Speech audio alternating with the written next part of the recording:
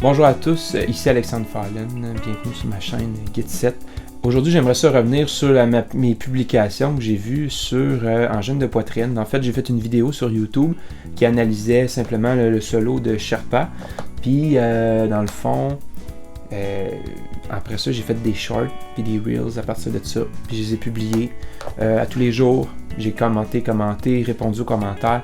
Ça a généré des centaines de commentaires, des centaines de likes. C'est incroyable. Il y a une des vidéos qui a fait 55 000 vues sur Facebook. D'autres qui en ont fait 15 000, 16 000. Ça continue de monter. Mais le plus important pour moi, c'est vraiment la vidéo principale sur YouTube. Même chose pour celle-là en ce moment. Donc, c'est d'envoyer le plus possible de trafic vers cette vidéo-là. Donc, la vidéo en tant que telle, elle a fait 5 000 vues. Pour moi, c'est toute une réussite. C'est mon deuxième meilleur score là, depuis une vidéo que j'avais faite qui était devenue virale pendant une semaine. Puis j'ai fait l'erreur d'aller changer quelque chose dans la description ou dans les vignettes à la fin, je pense que c'était. Puis là, ça l'a tué complètement l'algorithme. Donc, faites jamais ça. C'est ça. Ça va être une vidéo qui n'est pas nécessairement positive. Je vais pointer des problèmes. C'est des opinions que j'ai. Ça ne plaira pas à certaines personnes. Mais je pense que c'est des choses qu'il faut dénoncer, qu'il faut mettre de l'avant, qu'il faut en parler en tout cas. Donc, voici les 7 malaises autour de Engine de poitrine. Premièrement, j'aimerais commencer par le plus gros malaise que je ressens, c'est la question de l'estime collective. Les Québécois qui bâchent, qui écrasent, qui tapent dessus tout ce qui est québécois. Puis c'est assez incroyable. C'est quelque chose que j'ai remarqué, ça fait déjà quelques années. On peut commencer par parler de Céline Dion. C'est qu'il y a eu un succès international. La pire critique envers Céline Dion, c'est au Québec. Je revenais beaucoup sur les bateaux pendant ma vidéo. Donc, vous voyez, j'étais sur les bateaux, je rencontre des filles d'Ukraine, disons de l'Europe de l'Est, ok, puis qui m'en parlent comme leur chanteuse préférée. Ils ont 20 ans, ils ont 30 ans, c'est pas de la musique de ma tante. Puis eux autres, ils adoraient. Je vous parle de ça, j'étais en 2012 quand j'étais sur les bateaux. Fait que le monde m'en parlait de Céline Dion. Cirque du Soleil. Bon, il n'y a personne ici qui déteste Cirque du Soleil, une chance, parce que c'est tellement bon que c'est impossible que quelqu'un déteste ça. Mais je pense qu'ici, on ne réalise pas à quel point c'est gros à l'extérieur, à quel point que c'est vénéré, puis que c'est reconnu comme la meilleure industrie de spectacle au monde, peut-être même. Okay? On peut parler de l'autre fois, Simple Plan, ils ont passé à Tout le monde en parle. Puis il disait, le guitariste, que à leur début, il se promenait, il faisait des tournées internationales, il pouvait pas sortir dans la rue, il se faisait arrêter par les touristes, par les fans puis tout ça, fait qu'il devait mettre des lunettes de soleil, se cacher, une capuche, quelque chose, il fallait pas qu'il se fasse voir. Puis il arrivait ça au Québec, puis il se promenait tout bonnement avec des salles pas comblées, il faisait des petites salles au Québec, qui étaient pas pleines. Puis nous autres, on boudait, Simple Plan. On peut parler des Canadiens de Montréal. Quand ils sont pas bons, le monde, il capote, ils sont pas bons. C'est la pire équipe depuis dans les 30 dernières années. C'est une aberration, tu sais. Mais quand ils gagnent, par exemple, là, tout le monde, go, on va gagner la coupe, tout ça. Puis tu sais, on peut parler de toutes les personnes qui prennent pour une autre équipe, les Canadiens, genre pour Boston, Philadelphie, tu sais. Je connais quelqu'un qui prend pour le Colorado. Pourquoi qu'on fait ça? En tout cas, ça, dernièrement, Luc Poirier, là, il a fait bien des pubs, je sais pas pourquoi, là, il est partout, puis là, il reçoit plein de critiques, là, millionnaire, il paye pas ses impôts. Tu sais, on envoie notre argent à Netflix, puis à Disney qui font leurs piastres ici au Canada, puis qui payent pas du tout leurs impôts, ils réussissent à avoir un deal juste pour eux. On peut parler la FIFA, là, je reviens au soccer. La Coupe du Monde qui va avoir lieu en été 2026. Ben donc cet été, là, je vous parle en 2026. Puis là, dans le contrat, là, ils vont faire leur game à Toronto. Puis ça va être, je sais pas moi, le Kazakhstan contre le Vietnam. C'est des games que personne ne va regarder. Puis ça a coûté des millions, des milliards. Puis dans le contrat, tous les revenus s'en vont à la FIFA. Puis la FIFA sont exemptés d'impôts. OK? Juste vous parler des exemples qui sont tellement évidents. C'est d'autres millionnaires puis milliardaires qui viennent faire leur cash ici puis qu'ils ne payent pas leurs impôts. Puis nous autres, on fait, encore une fois, sur le petit millionnaire québécois. Lui, il n'a pas le droit, par contre. T'sais. Ça, je trouve ça bien. Encore une fois, la espèce de jalousie avec le succès. On parle-tu du zèle maintenant? Je rencontrais des des bons musiciens, on a eu des mentors. Je vous disais, dans ma vingtaine, j'ai rencontré des méchants bons musiciens on dirait que tout ce qu'ils voulaient faire, c'était nous monter contre Uzeb, dire ah non, Uzeb c'est pas bon. Pour ceux qui connaissent pas Uzeb, c'est comme le même phénomène qu'Angine de Poitrine, mais dans les années 90. C'était un band qui était rendu mainstream, mais c'était de l'instrumental, c'était du jazz instrumental, mais pas n'importe quel jazz. C'était aussi du jazz fusion, fait que c'est vraiment pas pour tout le monde. Puis là, c'était rendu mainstream, ils gagnaient même à la disque. Je pense qu'ils ont gagné une fois le band de l'année. Ils ont passé devant plein de groupes des années 90, puis c'était instrumental. Moi, je trouve que ça fait vraiment penser au phénomène Angine de Poitrine. Puis pour revenir à ça, je me suis fait vraiment essayer constamment du monde qui essayait de me convaincre, des bons musiciens qui essayaient de me convaincre que Uzeb c'était pas bon. Puis là, tu sais, s'il avait été américain, là, il aurait été vénéré, tu sais. Encore une fois, je reviens au bateau, j'ai rencontré des super bons musiciens là-bas. Puis qu'est-ce qu'ils me parlaient quand je leur disais que je venais de Montréal, du Québec, puis tout ça? Ils me parlaient d'Uzeb, tu sais. Ils m'en allaient au Japon, puis le monde capotait sur Uzeb aussi. Puis ici, on reconnaît pas leur talent, tu sais. C'est vraiment, vraiment triste tout ça. On peut parler aussi de la musique québécoise, que là, tout ce qui est chanté en français, il y a du monde qui veut rien savoir, rien. Ah, le français, ça sonne pas bien dans la musique. C'est quoi cette histoire-là? Comment une langue peut mal sonner dans la musique? Oh boy. Ouais. Deuxième malaise, je vous parle du malaise des musiciens professionnels, des mélomanes qui voient la dérive musicale dans les 20-30 dernières années. Moi, dans mon cas, c'est peut-être plus les 20 dernières années. Je vois que la musique est en décrépitude, puis je sais que je suis pas le seul. On trouve que c'est de plus en plus vide et pauvre. Tu sais, les Taylor, les Justin, les Lady Gaga, let's go, toute cette gang-là. C'est tellement vide, on est tellement capable de mieux. On n'entend même plus les instruments. On forme des musiciens professionnels dans les conservatoires, dans le monde entier. Ici, dans nos merveilleux cégeps et nos universités, on forme des super solistes de jazz, travailler le vocabulaire d'improvisation. Puis il n'y a même plus de solo dans la musique. Fait que pourquoi qu'on fait ça, tu sais? Fait que là, on a des méchants bons musiciens, on a des mélomanes qui passent leur journée à écouter de la musique. Ben, pas leur journée, en tout cas, plusieurs heures par jour à écouter de la musique. Puis ils forment leur oreille, ils découvrent, il y a tellement de choses à entendre.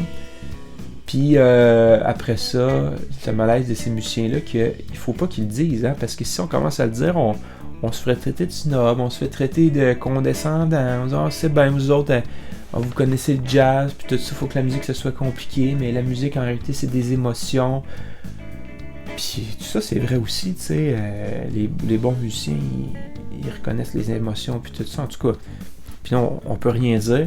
Puis là, on a un band d'Angine de Poitrine qui arrive, puis qui viennent vraiment botter dans la ruche de guêpe, ou je sais pas, le nid de guêpe, botter dans le nid de guêpe, je sais pas c'est quoi l'expression. Puis ils arrivent là, avec ce concept-là, puis on trouve ça malade, puis là, on regarde le monde qui commande, puis qui disent que... Vous irez voir, là, mes vidéos, là, tu sais... c'est de la poubelle, c'est des notes pitchées au hasard, c'est pas vrai. Ceux qui disent que c'est de la musique pitchée au hasard, hey, allez voir le free jazz d'Ornette Coleman, puis allez voir la musique du dodécaphonisme. Là, c'est un principe de rentrer une suite mathématique, puis d'associer les notes à la suite mathématique, puis tu fais de la musique avec ça. Là. Ça c'est de la musique pitché au hasard, là, je reprends les termes que j'ai vus sur Facebook. Là. Angine de Poitrine, c'est pas ça du tout. Il y a des moments où ça devient plus intense, plus rough, que là, ils jouent des notes au hasard, puis ils ont du fun, puis tout ça. Mais ça, tu trouves ça dans tout le jazz, puis dans la musique prog, puis même dans le rock, tu vois ça partout, des notes à un certain moment qui sont pitchées au hasard. Ça fait partie du jeu d'improvisation, tu sais. Le malaise numéro 3, c'est l'algorithme qui est intrusif. Tu sais, moi... Angine de Poitrine, je suis pas un fanatique non plus, tu sais, j'aime bien ça. Puis je vais sûrement faire une deuxième vidéo qui analyse. Je vais la faire sûrement sur Ababa Hotel, qui est vraiment hot. C'est tellement bon. Je comprends pas pourquoi il y a du monde qui disent qu'ils sont pas capables d'écouter ça. C'est tellement bon, en tout cas. Puis, bon, l'algorithme qui pousse quelque chose que vous aimez ou vous aimez pas parce que vous arrêtez dans votre fil, vous le regardez. Puis mettons que vous aimez pas ça, vous arrivez vis-à-vis, puis vous dites « Ah non, pas encore Angine de Poitrine ». Là, vous scrollez, ben là, Facebook a enregistré que là, vous aimez ça. Puis je pense que c'est ça qui a dérangé beaucoup de monde. C'est que du monde qui aimait moyen ça, puis du monde qui aimait pas ça du tout, là. Ils ont droit à leur goût quand même, là. Puis qui se sont là, fait garrocher encore et encore, post après post. Puis c'est devenu intrusif dans leur vie. C'est ça qui est arrivé, le phénomène. Fait que c'est pour ça qu'il y a de la haine, c'est pour ça qu'il y a du monde qui sont tannés, puis qui essayent de militer contre angine de poitrine. Je pense que c'est une des raisons, dans le fond, ça. Prochain malaise, je vous parle de Portnoy, le guitariste, le drummer de Dream Theater, puis Rick Beato, puis aussi, c'est sûr qu'il y a d'autres YouTubers, mais tu sais, je parle de gros noms comme ça, qui ont vraiment dit publiquement qu'ils adorent angine de poitrine. Fait que tu sais, si ces musiciens de renom-là, tu sais, ceux qui se disent en ce moment, il y en a là, qui se disent que le monde qui aime angine de poitrine, c'est des moutons, on va revenir plus tard, c'est des moutons, ils connaissent rien à la musique, selon eux. Puis là, tu as ces grands musiciens-là qui disent qu'ils sont plus capables de s'arrêter d'écouter ça. Posez-vous la question, fait pourquoi ces personnes-là disent ça? Si vous pensez qu'angine de poitrine, il y a tellement de musique meilleure que ça, envoyez-leur. Faites découvrir à Dream Theaters, à Marc Dupré puis Kid Rock, si vous pensez que ça... c'est meilleur qu'angine de poitrine, allez-y. Je vous souhaite bonne chance. T'sais. Puis ça, c'était mon autre malaise. C'est des musiciens de grande qualité qui disent que angine de poitrine, c'est écœurant, c'est super bon. Puis vous autres, vous dites que c'est l'inverse, c'est complètement nul. Donc, posez-vous la question, vous vous situez où par rapport à ça?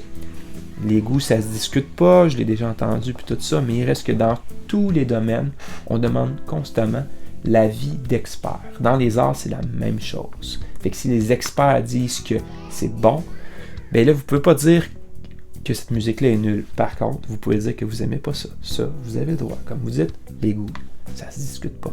Prochain point, je vais vous parler de la haine autour de Tout le monde en parle. Il y a comme un mouvement, là, surtout, je dirais, à Québec, là. Bon, encore une fois, la guéguerre, les radios, ils n'aiment pas ça qu'on les appelle radio poubelle, mais en tout cas, les radios à Québec, une espèce d'ambiance médiatique qui met Québec contre Montréal, rivalité. Là. On va arrêter ça, là. À Montréal, il y a beaucoup de monde à Montréal qui savent pas c'est où Québec, ils savent pas. Moi, je vis à Québec en ce moment, bon, ok, je vis à Québec depuis presque 15 ans, je pense. Fait que j'ai rien contre Québec, là. Mais je pense qu'il y a beaucoup de monde à Montréal qui savent pas c'est où Québec.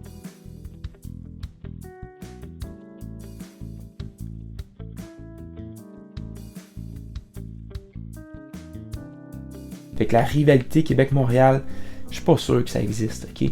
Puis cette fameuse clique du plateau-là, je suis pas sûr qu'il y a tant que ça un sentiment d'appartenance communautaire autour de cette clique du plateau-là. Puis encore moins que c'est orchestré par Guy Lepage. Tu sais, cette histoire-là que... Pourquoi je vous parle de ça, là, c'est parce que j'ai vu beaucoup de commentaires qui disaient, bon... le monde aime angine de poitrine à cause de Tout le monde en parle, puis c'est les moutons de l'extrême gauche autour de Tout le monde en parle qui aiment angine de poitrine. Les gens mélangent beaucoup de choses. Là, j'ai même vu quelqu'un affirmer là, que ça avait un lien avec la COVID, les moutons qui avaient mis des masques à cause de la COVID, puis qui écoutent Tout le monde en parle. Finalement, c'est les mêmes moutons qui écoutent angine de poitrine. Le monde n'est pas simple de même. Il y en a peut-être qui sont comme ça, là, c'est des moutons, là. Mais c'est pas facile. C'est pas quelque chose qu'on peut résumer autant. Je pense pas que Guy Lepage... c'est le fameux... le fameux principe du dîner de con, là, qui dit qu'à Tout le monde en parle à chaque épisode. Ils mettent plein de monde de gauche, puis essayent de piéger quelqu'un de l'extrême droite, là. Et c'est pas vrai, pas en tout. Allez regarder, Tout le monde en parle, là. C'est pas ça qu'ils font, là. En fait, l'histoire, là, c'est qu'ils l'ont fait avec Jeff Fillion, ça fait très longtemps, puis c'était vraiment malaisant. Vous pouvez aller voir la vidéo sur YouTube. Puis là, après ça, ils l'ont fait pour Raël. Bon, on peut-tu les blâmer d'avoir piégé Raël? Puis Doc Mayou, bon, tu sais, encore...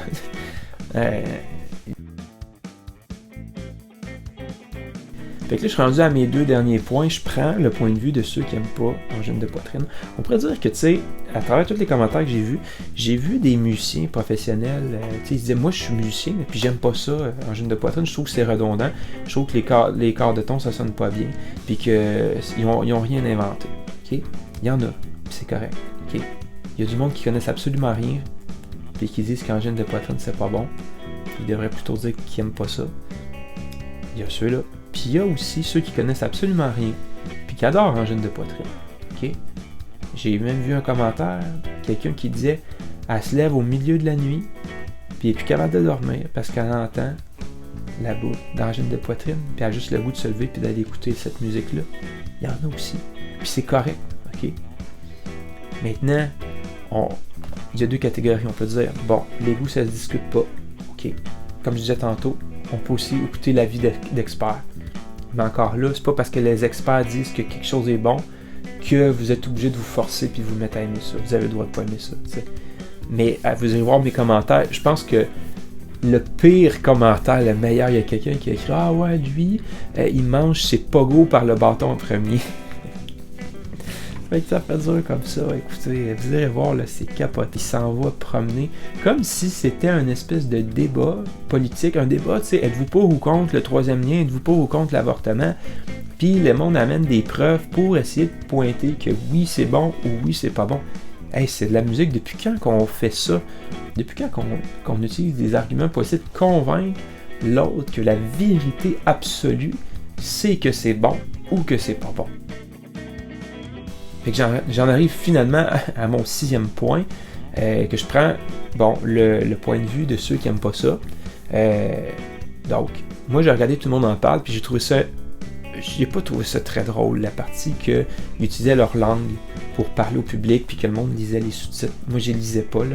J'avais pas le temps de les lire, puis j'étais comme, essayer de comprendre pourquoi ils font ça. Je comprends la blague, mais là je trouvais que ça allait un peu trop loin. Tu sais, je pense qu'il aurait pu juste prendre un enregistrement, tu sais, qu'il parle avec une voix de robot, quelque chose de même. Mais quand ils se sont mis à faire les blablabla puis tout ça, là, je trouvais que c'était un peu de rire de notre intelligence. Encore une fois, c'est un point de vue. C'est un point de vue. Ce que je dis là, je sais qu'il y en a que ça les dérange, ce que je dis là en ce moment. Mais je prends le point de vue de ceux qui aiment pas ça. Tu sais, qui n'ont pas aimé ça, tout le monde. Puis qui aiment pas angine de poitrine. Et c'est ça. Ça, c'était ma petite parenthèse.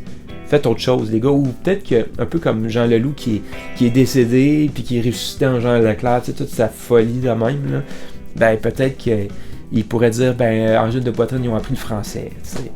Ils ont pris des cours de français, puis ils sont rendus meilleurs que le PDG de Air Transat.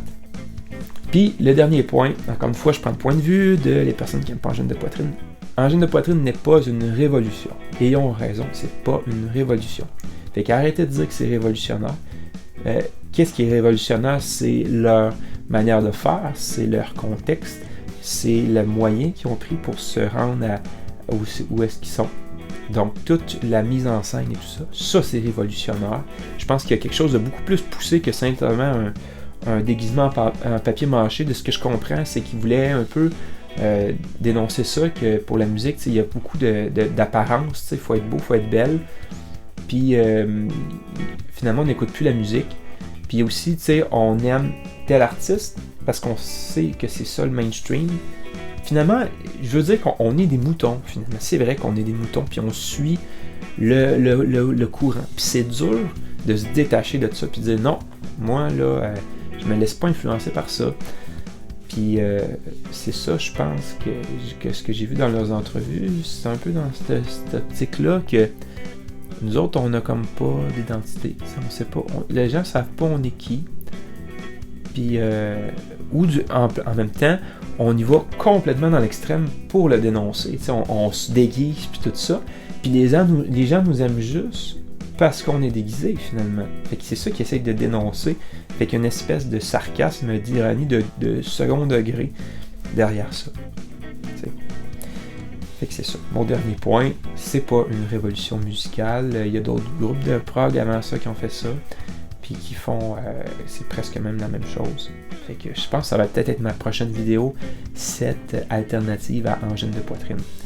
Je termine en vous disant, ceux qui détestent angine de poitrine, faites-vous-en pas. Le côté positif à ça, c'est que ces gens-là qui connaissent rien selon vous, ben ils vont aller découvrir d'autres bands de prog avec ça. Parce que ça va leur ouvrir la porte vers d'autres musiques de ce genre-là. Premièrement, musique instrumentale. Deuxièmement, musique microtonale. Puis troisièmement, musique prog. Fait qu'ils vont découvrir le rock progressif puis le prog je pense que c'est une bonne chose en bout de ligne. Ça va juste faire avancer l'humanité. Enfin, on se détache de tout le temps parole, la voix.